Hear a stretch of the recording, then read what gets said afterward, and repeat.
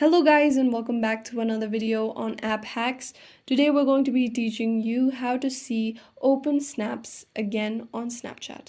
But before getting started, remember to support our channel, hit the like button, subscribe and turn on your notification bell so that you don't miss out on any new videos by us. Without further ado, let's get started. Go ahead and open Snapchat on your device. Now the only way you can view open snaps again is to completely download all your data on your device from your Snapchat. For that, go ahead and tap on the Bitmoji that appears on the top left corner of your screen and then tap on the gear icon, which is the settings for your Snapchat. If you scroll down to the bottom of the list, you'll be able to see My Data.